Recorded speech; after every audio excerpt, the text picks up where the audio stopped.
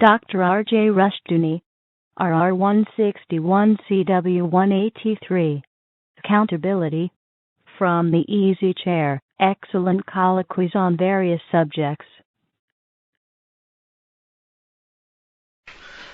This is R.J. Rushdoony, Easy Chair number 293, July the 6th, 1993. This evening, our subject will be, first of all, accountability. Walter Lindsay is with us, filling in for Douglas Murray, who will be in Alaska for 3 weeks. Nato Scott, as usual, and Mark Rushdoony. Accountability is a problem in our time because people do not feel responsible. They do not feel accountable to their family, to their church, their country, their society, or to anyone. This is not at all surprising. Whenever in the history of man, men have lost faith in God, they have ceased to be accountable. Because accountability means that there is a chain of command, a chain of responsibility, and a chain of authority. If you deny God, you are certainly in time going to deny every human authority. Then you will be accountable to no one. This, of course, is now a matter of education. In our state schools, we have courses that teach values clarification. The gist of such courses is that no man need submit to an imposition of authority and of morality. Every man has the freedom to choose his own morals. Well, of course, what you have as a consequence is not morality, but self-will. And self-will replaces accountability. And self-will can justify almost anything. Over the years, I've heard a great many people explain away a variety of crimes, theft, rape, murder, and more, on the grounds that for some reason or other they were not responsible to someone and they were merely reacting to a situation. Well, this type of mentality is increasingly prevalent. And the net result is that we have a culture today in which men do not feel accountable for their actions. Walter, would you like to comment on the subject?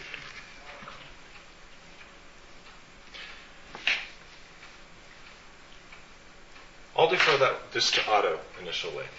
All right, we'll come back to you then. Well, of course, there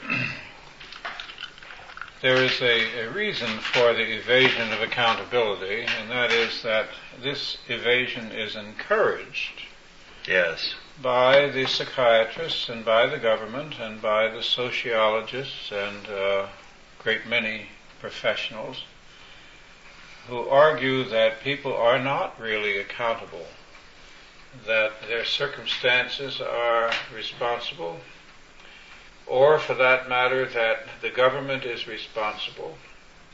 The government assumes the responsibility. I remember when Lyndon Johnson spoke about the quality of life, which I thought was something that only God could mandate. And he talked about improving the quality of life in the United States. And we had a argument that you present is a theological argument. There's a book I reviewed once for the Chalcedon Report called Not God, about alcoholism. And it was written by a priest, I believe. And his argument was that the alcoholic refused to be limited in his behavior. He drank because he had a right to drink, and he drank without any restraint because that was his privilege, his right. And it wasn't until it led him into ruin that he realized that there was a higher power. But until then, it was a not God situation. There was no God for the alcoholic. Once they assumed a respect for a higher power, then they began to recover from alcoholism. So you had a question of recovery of will, you might say, because what they thought was free will was really an enslavement to an addiction. And free will began when they overcame that enslavement and began to use their will, but under God. Now, since society has made itself responsible for every human being, why shouldn't people say they're not accountable? Mm-hmm. Mark? I agree that responsibility is being assumed very often by government, but what people will, when you assign responsibility, then you also have to assign liability. And a lot of times people want to feel free to assign responsibility without liability. The government will assume responsibility and wish to control everything, but they won't at the same time accept liability if things go wrong. And it seems to me that accountability kind of bridges the gap between responsibility for doing something and the liability to accept the consequences of that action. And the government likes to assume responsibility and initiate things and doing things, but it doesn't accept the liability for the consequences. And I think that's very often people in our society, they want to shift, make someone else responsible or someone else liable. And what goes around comes around. So the government's saying businesses are responsible, the taxpayer ultimately pays, or one person or another. And there's always shifting the responsibilities. A psychologist will say, it's your parents, it's your society, it's someone else's. And eventually, it's just passing the liability around, which nobody wants to really assume. And you have to assume, if you responsibility, then you have to assume liability, which is what freedom is all about. It's assuming both.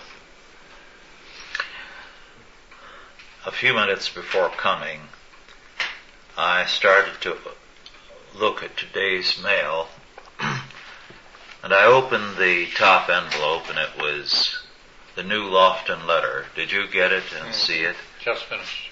Oh, you finished. I only looked at the first page, didn't get more than a few sentences read.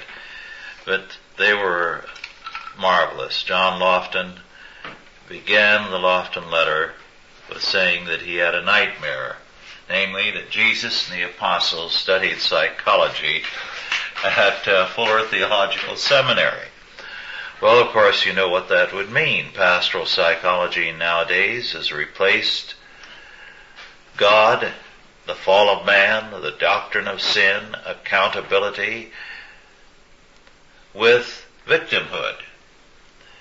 And as a result, we have an anti-biblical religion taught from many a pulpit and by many a pastoral psychologist. Well, this kind of thing has become so prevalent that today it is routine for people to feel that almost any excuse will justify any behavior on their part. This afternoon, the new insight for July the 12th, 1993, arrived, and Dorothy called my attention to an article titled, "I Stand by What I Meant to Say." It's about Sinead O'Connor.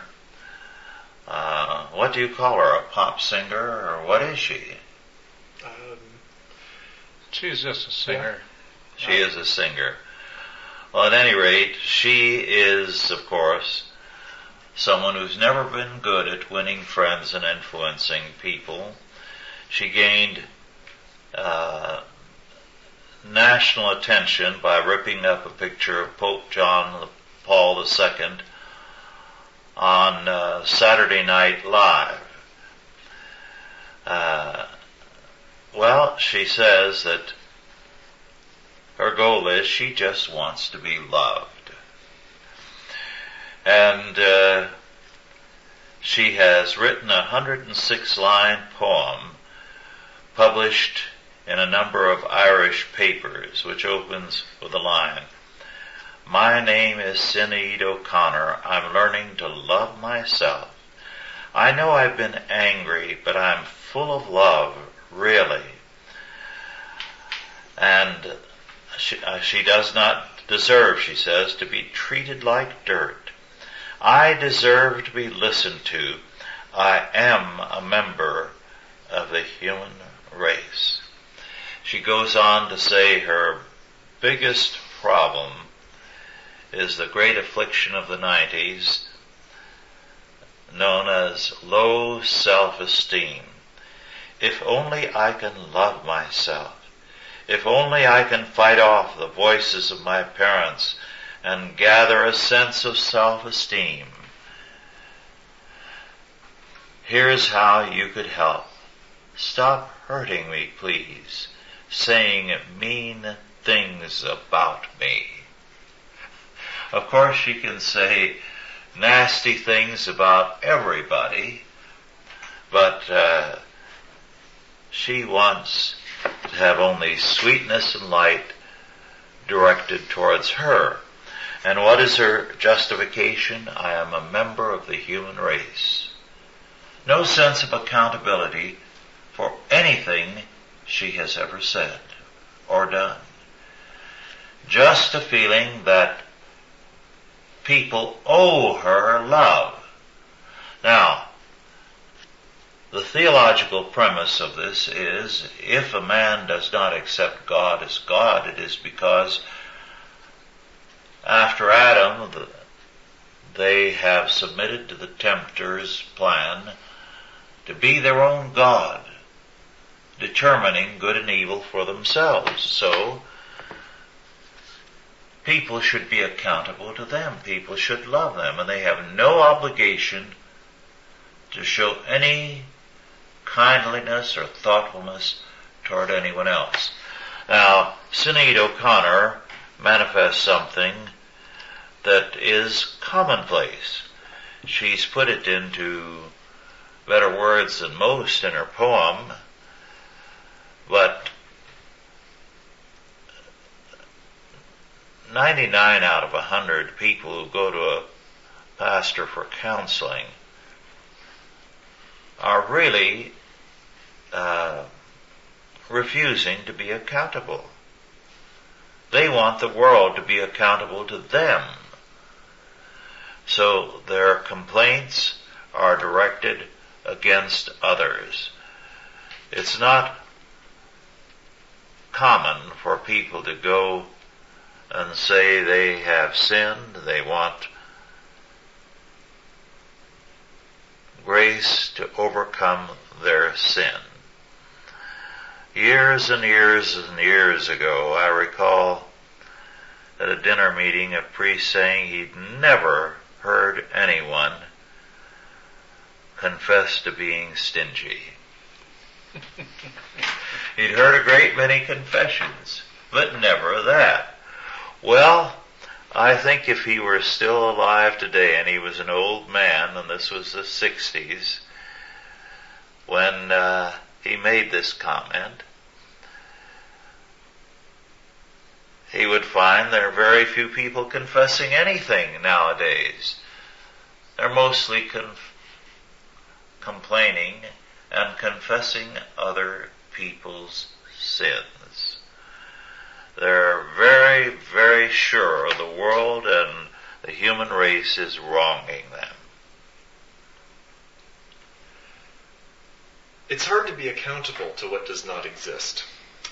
And Yes. there are a number of researchers now in my own field playing with computers who are apparently going to bring us to the next great evolutionary step, who use terminology like the idea of that reality is an illusion. And so that reality is composed of many illusions. And that what we live in is a consensual hallucination. That it doesn't really exist, but that the consensus of all of our hallucinations merges into particular things. And they're going to attempt to bring about certain kinds of technology to make us better at consensual hallucination things. And the term here is often used, virtual reality. And I was rather shocked to read the term that we live in this illusion called reality, as they call it. And it struck me that it's hard to be accountable to what does not exist. And if they're simply echoing it all, the belief of many people, then without God, then these other things have slipped. A reality on what is real and what is not real has been, our grip on what is real and what is not real has been broken to the extent that it's an illusion in our minds. Well, that's very interesting. There are a number of people, obviously, who do not believe in holding anyone else accountable if they feel sympathetic toward their circumstances. We see this in these trials in courts, where the jury awards an enormous sum of money, not to the person who is accountable, but to somebody who can be held accountable because they have deep pockets. I remember when a woman making a telephone call from an outdoor booth was injured when a truck ran into the booth, lost his bearings in some way and ran into the booth. She sued the Firestone tire store across the street because the Firestone company had more money than the truck driver, and the case was accepted in court. I don't know how it came out. But I could go on, and of course we can all go on a number of lawsuits that have been in which a third party, an innocent third party, has been found guilty of liability. They're now talking, for instance, about having gun manufacturers held liable if the gun is used in a crime. And that's because of the recent shootings of the lawyers in Sacramento. And there's even talk about making shooting a lawyer a hate crime, which is probably appropriate, but I don't think it'd be very legal. The question of what is real and what is not real, which is something else which you brought in, is very interesting because now we have reached the stage where the President of the United States is misrepresenting the activity of his predecessors in office. We all know that he is lying. And his argument, his unstated argument or position, is that if he repeats the lie often enough, it will be accepted as reality. Because the argument goes that what people believe becomes real because they believe it. You were getting into that territory. A shared hallucination is no different than a shared lie. And so hallucination is false, something that is false that imitates reality. So the whole question of guilt and innocence is being recast in unstated terms. we still have the old words, but the actions of the court, for instance, and the actions of the people are becoming increasingly divorced from the old traditional language. We've gone into a whole new area of law. I wrote about it recently in the Compass on murderers who have been released because a psychiatrist has decided that they have a subsidiary personality that takes over against their will and forced them into murder, which they had no recollection of doing. Now, in the old medieval days, we would have called this possession, possessed by a demon. But now this is called multiple personality. I find it difficult to see the difference. But that means that words can overcome actions in this stage of our society. So we come back to where we started, that who is held accountable? When you hold somebody else accountable who's not morally responsible, then you're remaking society. It's a perfect tool for anybody who wants to put one class of society down and elevate another. You just assign them accountability. You assign them the liability. It's their fault. Now we just do something to punish them. You have a social revolution, economic revolution, whatever you will choose to make of it. You mentioned the lawyers who were shot. In one of the papers I read today, newspapers, there was the statement that every one of us who's ever told a joke about lawyers has contributed to the hate climate that led to the shooting of these lawyers. So we're all guilty again. We're always all guilty. Which means that some lawyers who delight in telling jokes about their own profession have contributed to the murder of other lawyers. It's the kind of insanity that sets in when you destroy the moral foundations, where accountability is primarily to God and to an established series of authorities, laws, and persons. So, having destroyed true accountability, we're going to make everyone who tells a lawyer's joke guilty of murder. Well, you know where that's tending. Certain groups want to be held inviolate. Yes. They do not want to be criticized. They do not want to be contradicted. They do not want to have jokes told about them. Yes. Even though they may number in the millions, and they may vary in the millions, we can't laugh at any of them. Yes. Well, we do need a sense of humor. And humor today, I think, has suffered by the loss of accountability. Because a healthy humor deals with the real world where people make disproportionate claims for themselves and where things are skewed. And you ridicule that with humor.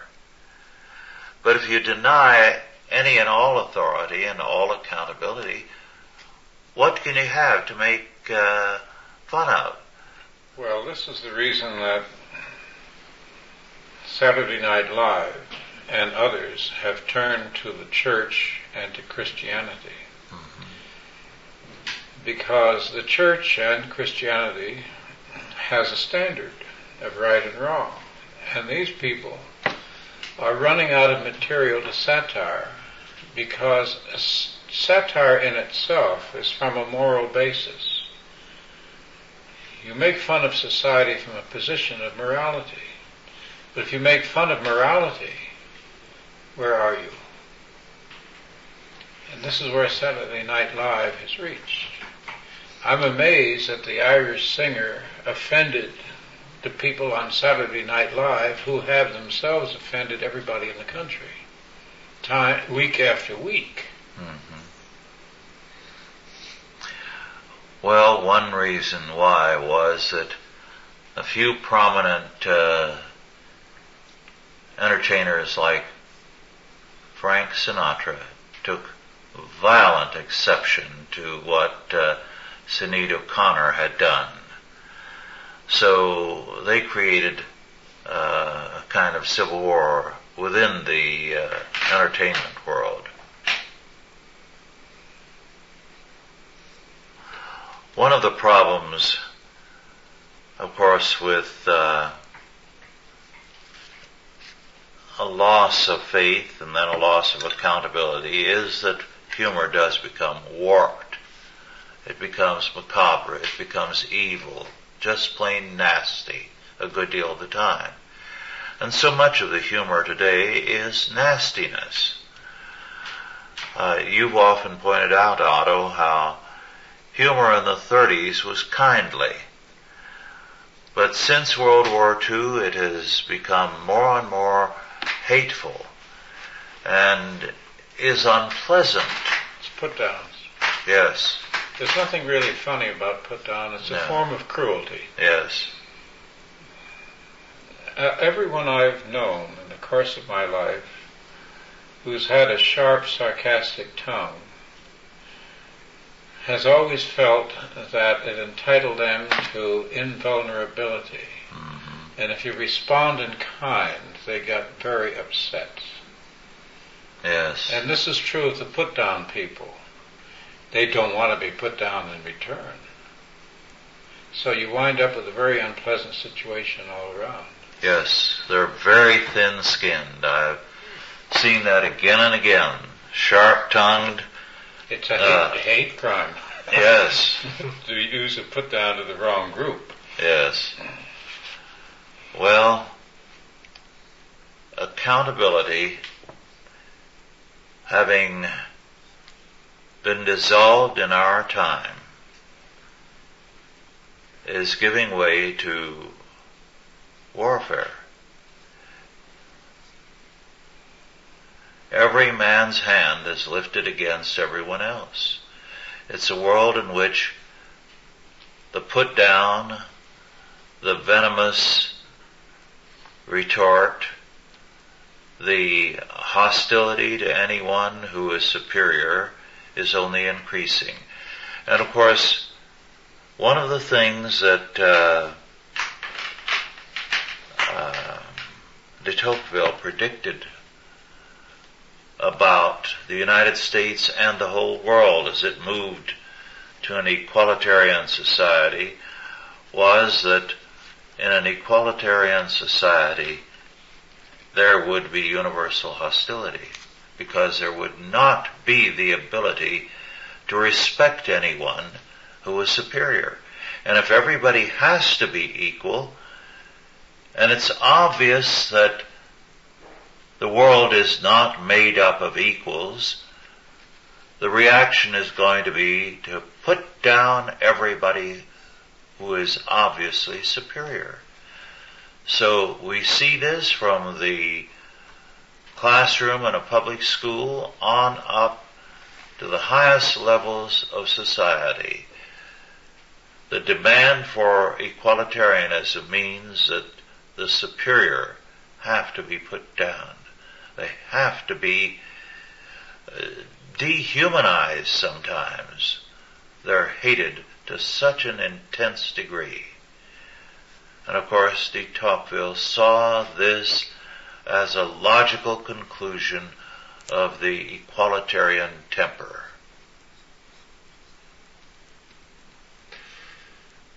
That then directly wages war against authority. For example, in the family, that if somebody has a superior family, then that immediately means that the family must be attacked and torn down. Yes, superiority is intolerable in an equalitarian society, which means then, as Charles Hodge said about 110 years ago, that in such a society, the lowest common denominator eventually triumphs.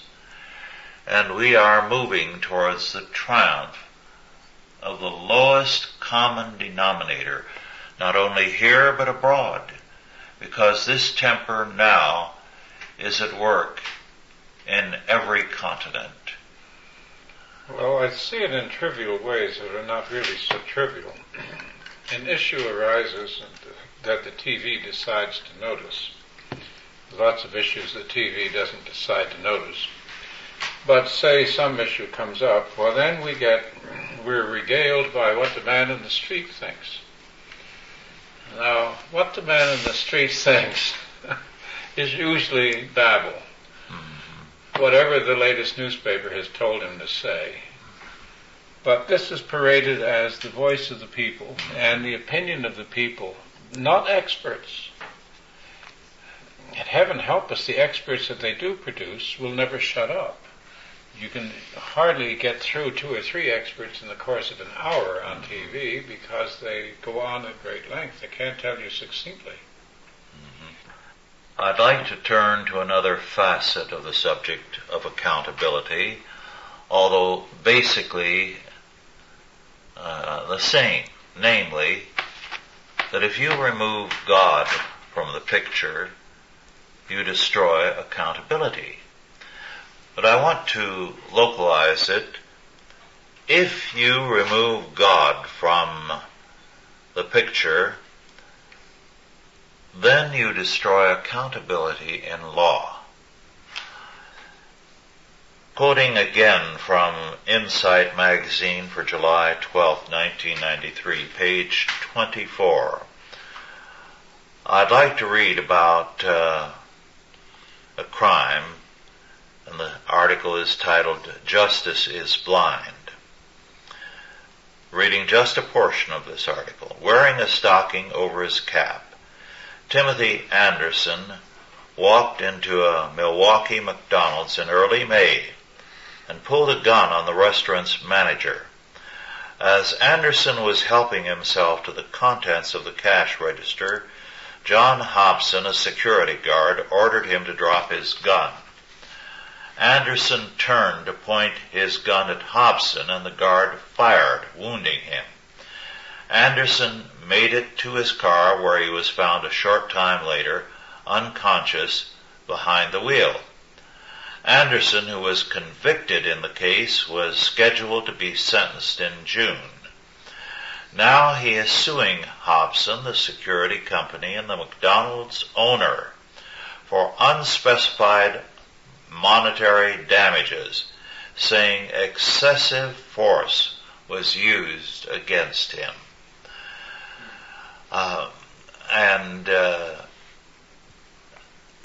Anderson's attorney says the mere fact that you're holding up a McDonald's with a gun doesn't mean you give up your right to be protected from somebody who wants to shoot you, he told the paper.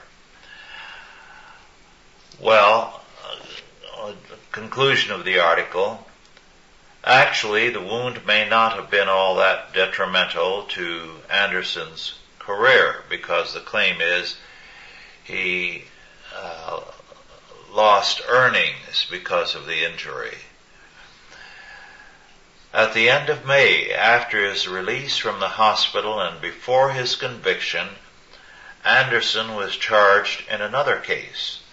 According to a criminal complaint, Anderson robbed a man who was making a phone call from a payphone, taking $50.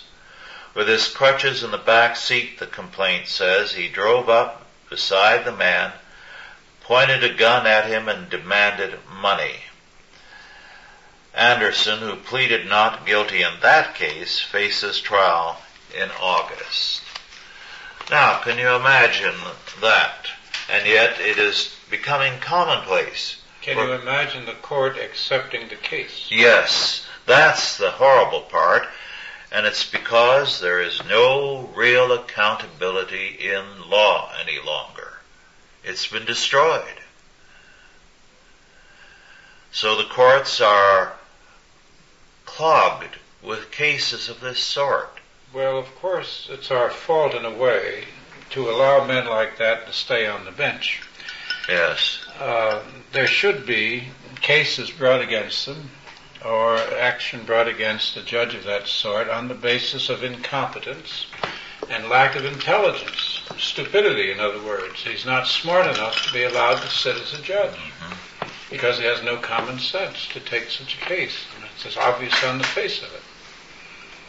Well, the courts are taking such cases because their goal is universal jurisdiction. And the state supports them in that.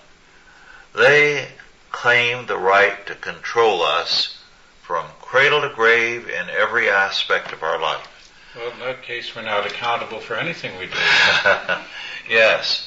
One of the remarkable things, rare in this century, was Clarence Thomas's statement with regard to a case when he was on the appellate court that no judge should hear such a case. That type of judicial restraint is now very, very rare.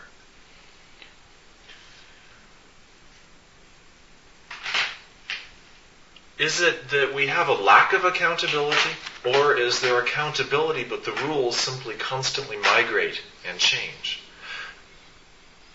People are held accountable if they are representatives of a large corporation. They're held accountable today by law.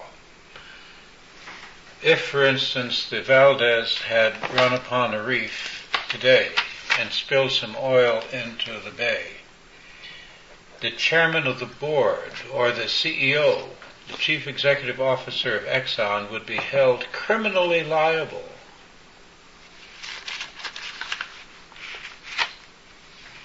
Now this opens up a Pandora's box. But this is highly selective. The way you said before, Mark, the needle travels around. It reminds me in a way, and I just thought of it, of a primitive tribe in Africa, more than one, have witch doctors. And when problems hit the tribe, they call the witch doctor in. Now, the first task of the witch doctor is not to solve the problem, but to find out who is responsible. And he will put the men in a circle, and he will dance around this inside of that circle, and he will finally flick with his switch the guilty party, the responsible party. And they have an uncanny way of selecting the one individual that the tribe doesn't like. That individual is held accountable. The first thing is to find out who is responsible, who is accountable, not responsible, but accountable. We hear now when there's an airplane accident or when there's anything, a search for the reason. Now, why this man shot 8 people seems to me to be of lesser interest than the fact that what is going to happen if he had been arrested. Would he have had a trial that lasted 16 years? Would he have another 30 years of appeals? But right now, we have a sort of a theory floating through the United States, very similar to the primitive civilization, the primitive tribe, that nothing happens unless somebody is responsible for it. There's no such thing as a true accident. An interesting sidelight on that is that as Dr. Russell, who began with the position of skepticism, found out when he, as a medievalist, researched witchcraft trials. In those instances, cannibalism, human sacrifice, and a great many other things were actually involved. However, in primitive tribes the world over, witchcraft trials for fancied crimes supposedly casting spells or thinking evil that would destroy a person have been commonplace. Oh, yes. The Iroquois killed off vast numbers during the colonial period because of their suspicions during a whole series of witchcraft crazes. Yeah, it's primitivism. Yes. But we have a rather similar, we have witches here, only we call them corporation executives. There's one area of American life where accountability is very strictly applied. The IRS. They believe in accountability. They believe in accountability. But not for themselves. No. Not for the IRS. No. If they make an error over the phone or in advice to a citizen, they cannot be held responsible. Mm-hmm. But we are all accountable to them on they their can terms. also, by law, impersonate a clergyman, listen to confessions. Mm-hmm. They can impersonate a physician. They can change their name. They can give you a false name. They can do a great many things which are crimes for others. Mm-hmm. And they're not held accountable. No. So we have here a civilized structure in the process of decline. Yes. If you damage accountability in a society, decline is the consequence. Because for freedom to exist, for a society to function, there has to be accountability.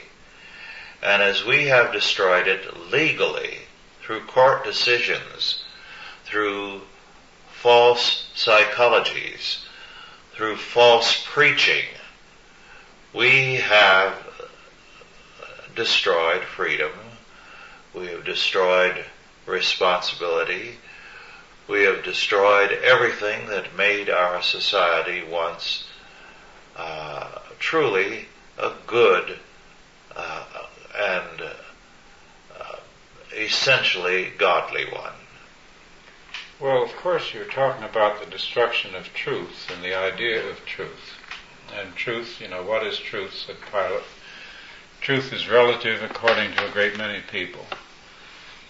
When I told a man once that I believed that in truth, he was absolutely struck silent for several minutes. He didn't know how to recover from that statement. It seemed monstrous to him. Well, that goes back to what you spoke about, Walter. The denial of truth and of reality. We're at the point where centuries ago Chinese civilization arrived and from that point on declined. It was only revitalized as foreign groups seized power and for a time gave vitality to China. But the Chinese philosophers decided that reality was an illusion, it was comparable to a dream, and therefore there was no way of knowing what reality was. Well, we've heard a lot of talk from our new president about paying the fair share of taxes. But I was told the other day that although the people who have benefited most, as he puts it, as though they didn't earn their money, should pay the most, there will be exceptions made for people in the theater and in sports.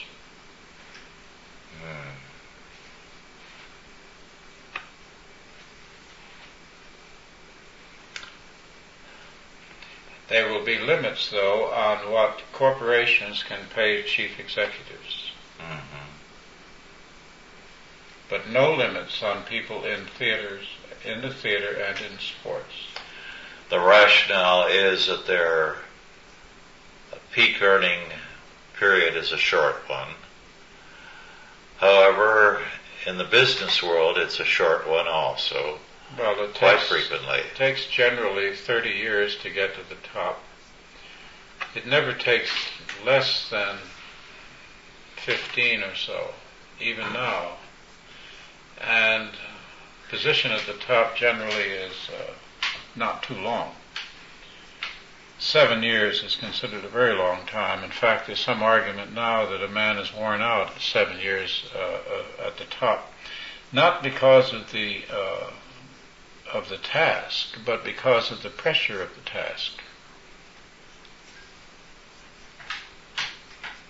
Well, if pressure and the shortness of time at the top holds for athletes and entertainers, it should for corporate executives, but they don't reason that way. Well, this is a anti-business administration. Yes. This is a socialist administration. Yes. In every sense of the word. It's authoritarian in the name of compassion. Well, compassion is one of the most abused terms of our time. It covers a multitude of sins. It certainly does. Now there we come into the old question of accountability again, because if the individual is considered mentally ill, he is not to be held accountable. Now this definition, of course, was accepted at a time when illness of that sort was restricted to the openly psychotic.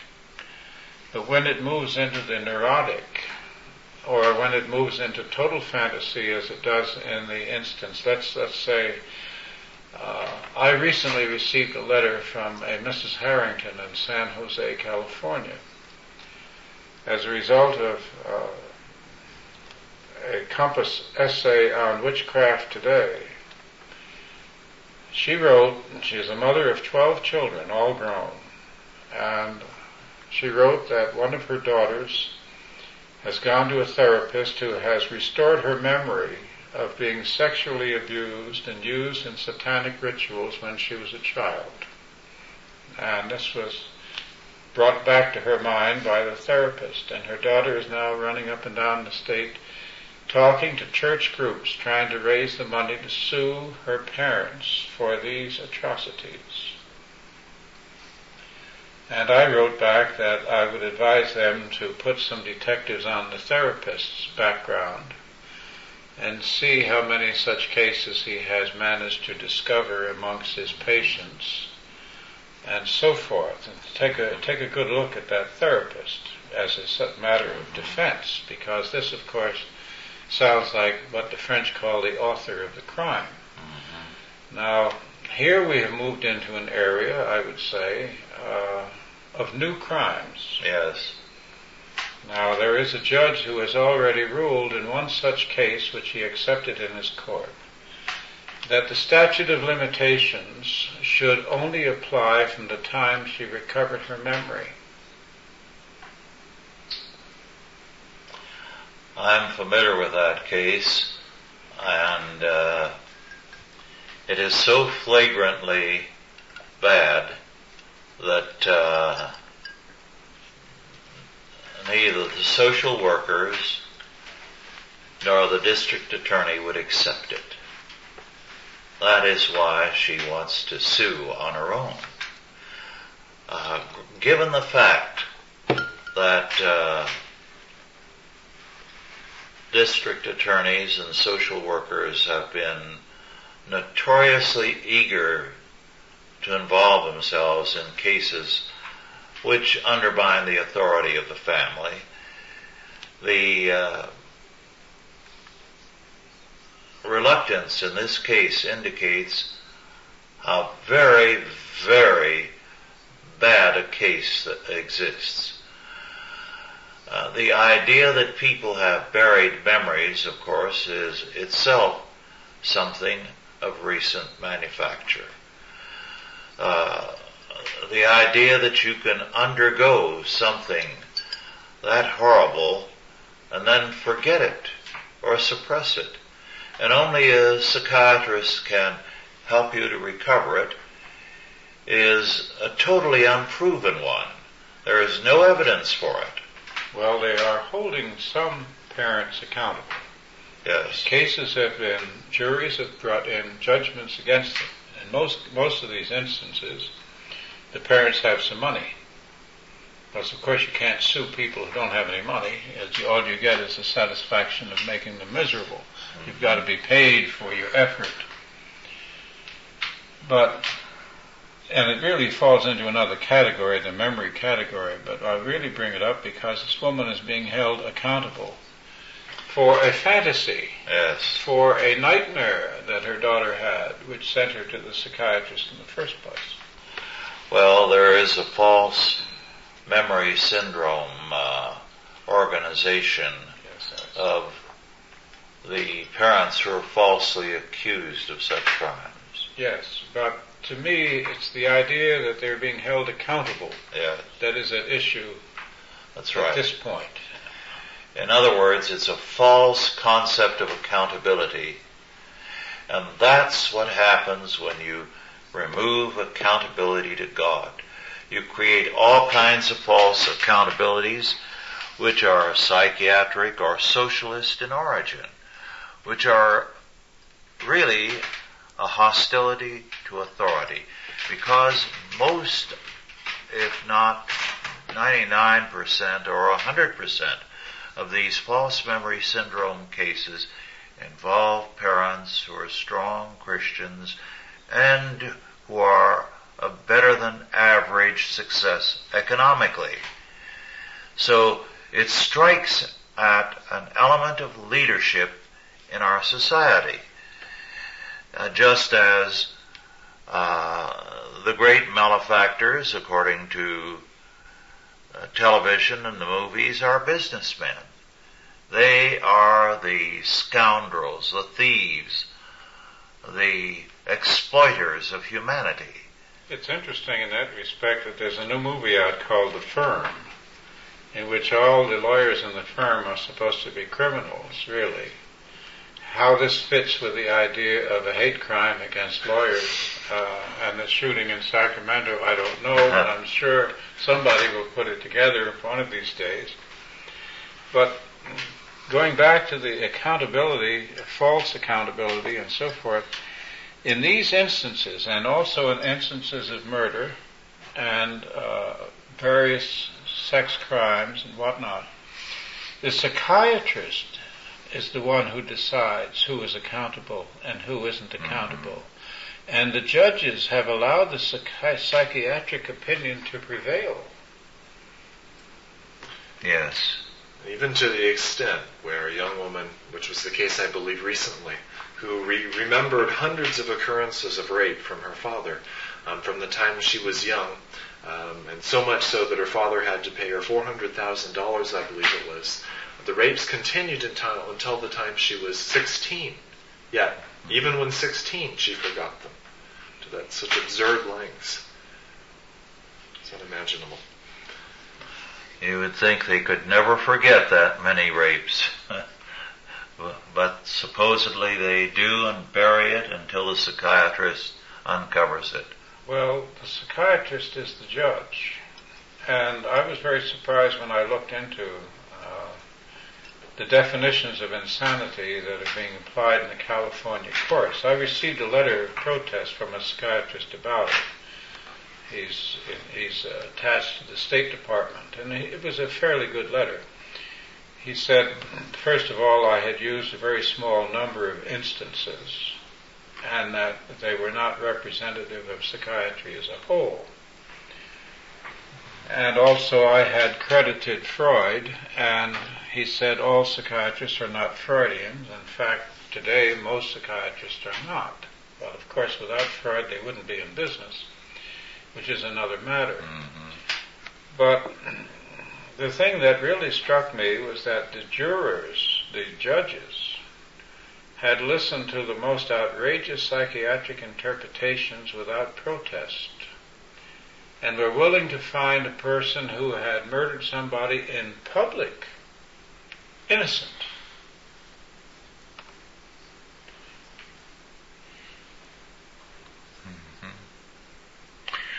The whole issue of accountability may be before the Supreme Court shortly in the Jeffrey Masson case, because the journalist who manufactured quotations and actual incidents, apparently, or so Masson alleges,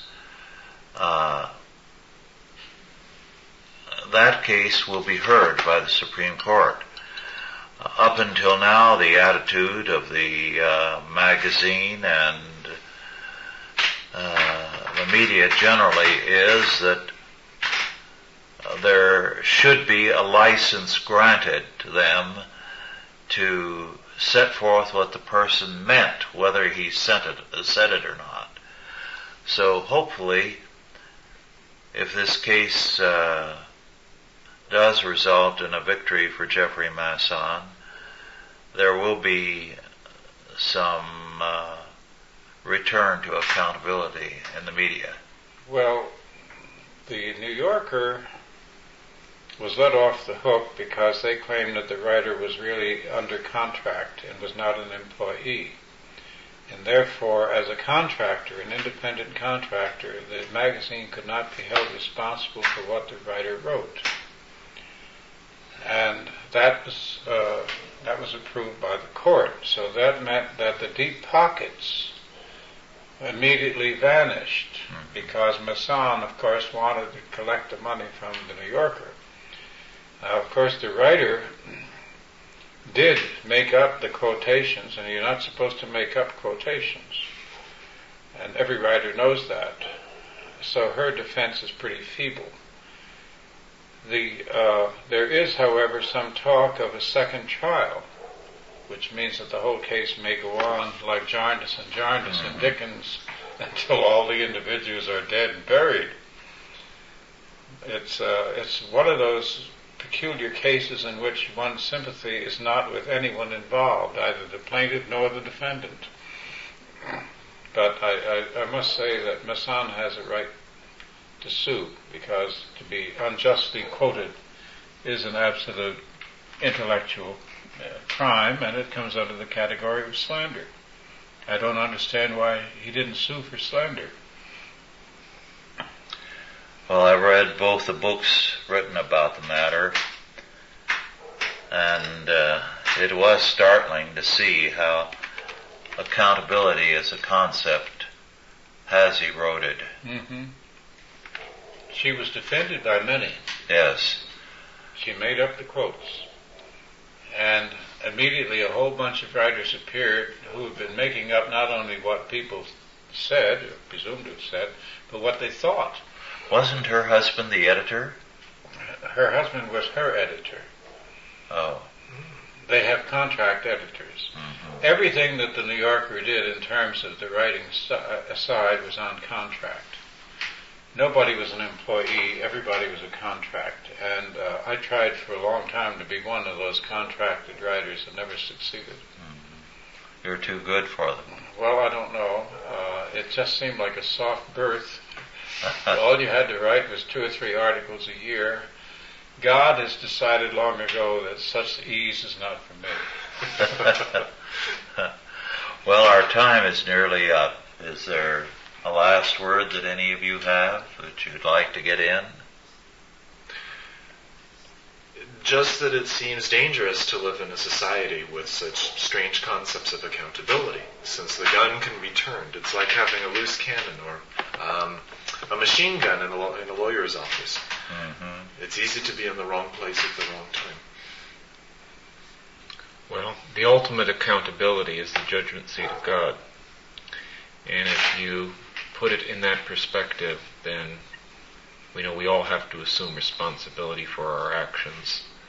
And even when we look at some of the insane things in our society, we know that ultimately justice will be done, if not on this earth, then ultimately men will get their just deserts, and accountability will be placed where it belongs. Well, thank you all for listening, and God bless you. Authorized by the Chalcedon Foundation. Archived by the Mount Olive Tape Library. Digitized by ChristRules.com.